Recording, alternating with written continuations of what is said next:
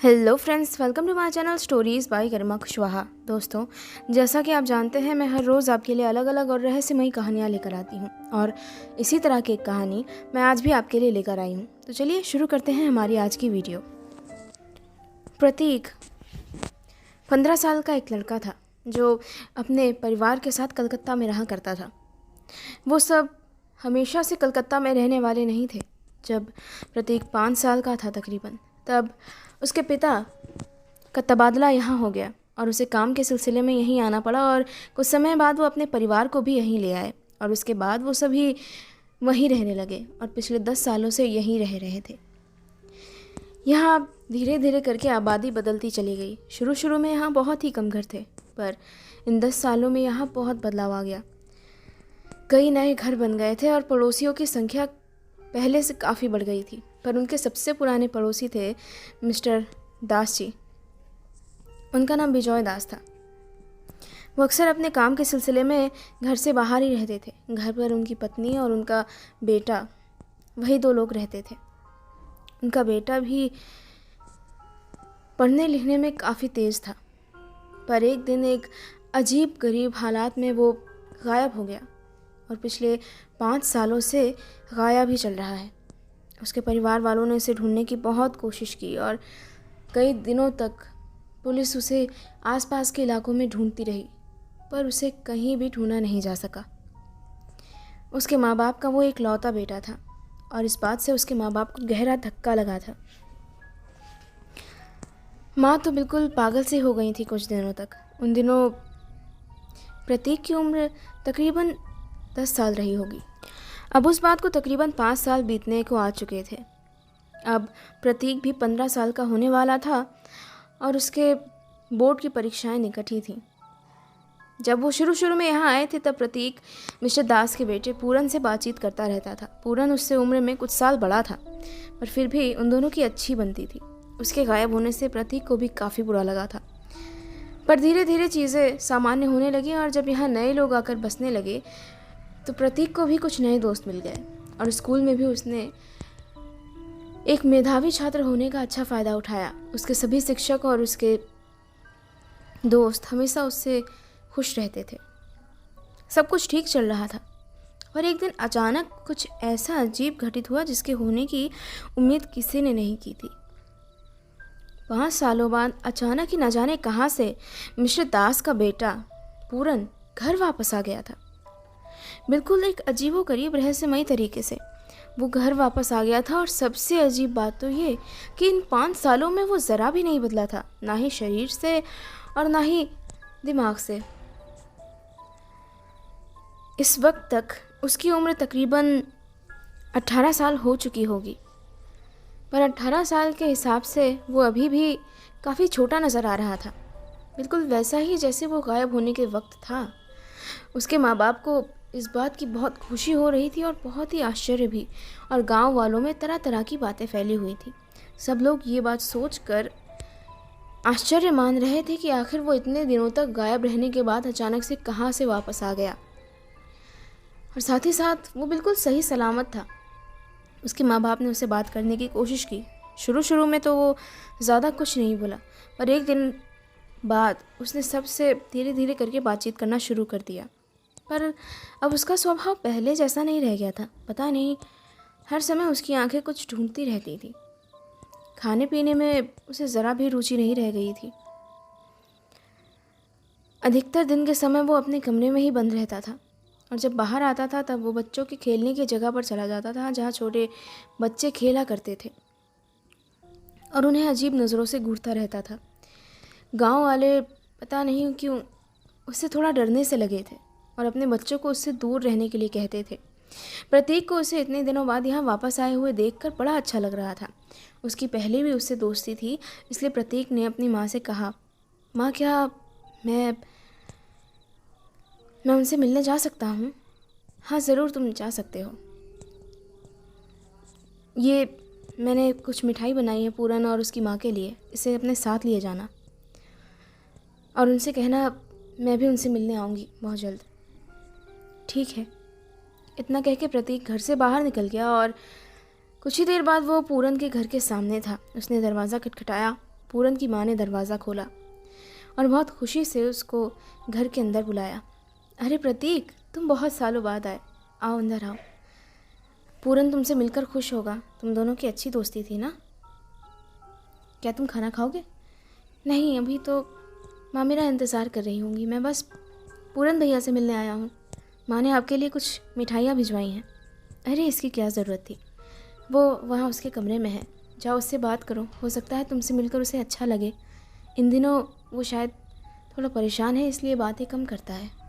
प्रतीक पूरन के पास गया। प्रतीक आगे बढ़कर उसका अभिवादन करना चाह रहा था, तभी अचानक से पूरन पीछे की तरफ मुड़ा और उसने अजीब नज़रों से प्रतीक को घूरा और उसने प्रतीक से कहा, तुम आ गए?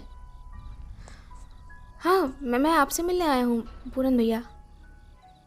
इन दिनों हमारे गांव में और क्या चल रहा है? मुझे सब कुछ बताओ, मेरे जाने के बाद क्या क्या हुआ था यहाँ? वैसे ज़्यादा कुछ खास नहीं हुआ। आपके जाने के बाद आपके माता पिता बहुत परेशान थे। आंटी जी तो बिल्कुल पागल सी हो गई थी।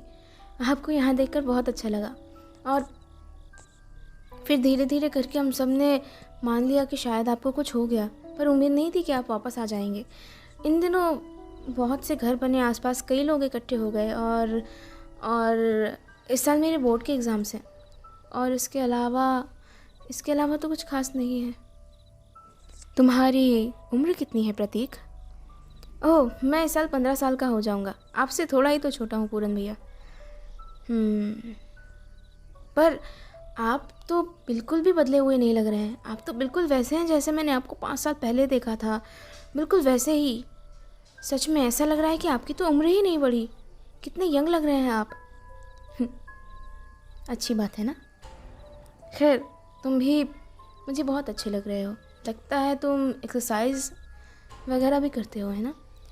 नहीं, एक्सरसाइज तो नहीं, पर हाँ, मुझे तैरना पसंद है और मैं तैरने के लिए गांव के तालाब पे जाता रहता हूँ और काफ़ी देर तक तैरता हूँ। मैंने अपने स्कूल में तैरने की प्रतियोगिता भी जीती थी।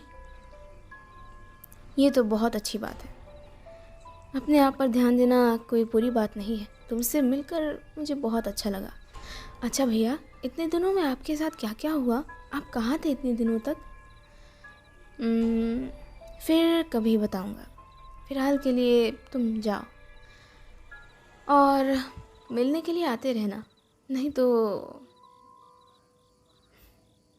मैं ख़ुद तुम्हारे घर आ जाऊंगा।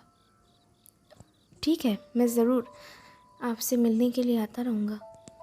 उन्होंने आखिरी बात कहते वक्त मुझे ऐसी अजीब नज़रों से घूरा था कि मैं थोड़ी देर तक उन्हें देखता ही रह गया था। पता नहीं क्यों अचानक से मुझे घबराहट सी महसूस हुई थी। मैं उनके कमरे से तेज़ कदमों से बाहर निकल गया और बाहर अपने घर जाकर चैन की सांस ली। अभी भी मुझे बहुत अजीब सा महसूस हो रहा था। पता नहीं उन्होंने मुझे ऐसे क्यों देखा। धीरे धीरे 1 महीने बीत गए। पूरन भैया हमारे घर भी आते रहते थे। एक दिन उन्होंने घर आने के बाद मुझसे कहा, प्रतीक, तुमने कहा था कि तुम्हें तैरने का बहुत शौक़ है। मुझे भी तैरना बहुत अच्छा लगता है। क्या तुम मेरे साथ गांव के तालाब पर तैरने चलोगे? हम दोनों एक रेस लगाते हैं, देखता है कौन जीतता है। हाँ बिल्कुल भैया, मैं बस अपना स्कूल का काम निपटा कर आता हूँ। पिछले कई दिनों से मैं लगातार पढ़ाई ही कर रहा था क्योंकि मेरे बोर्ड के एग्ज़ाम्स आने वाले थे और इसलिए मैं ज़ोरों शोरों से तैयारी पर लगा हुआ था। पिताजी ने मुझसे कहा था कि अगर मैं अच्छे नंबरों से पास हो गया तो वो मुझे एक नई साइकिल दिलवाएंगे, जिसके लिए मैं बहुत दिन से इंतज़ार कर रहा हूँ। इसलिए मैं पूरी मेहनत से पढ़ाई पर लगा हुआ हूँ। उस दिन जब पूरन भैया मुझे बुलाने के लिए आए, मैंने माँ से पूछा, माँ, मैं क्या पूरन भैया के साथ बाहर जा सकता हूँ कुछ देर नदी पर तैरने के लिए?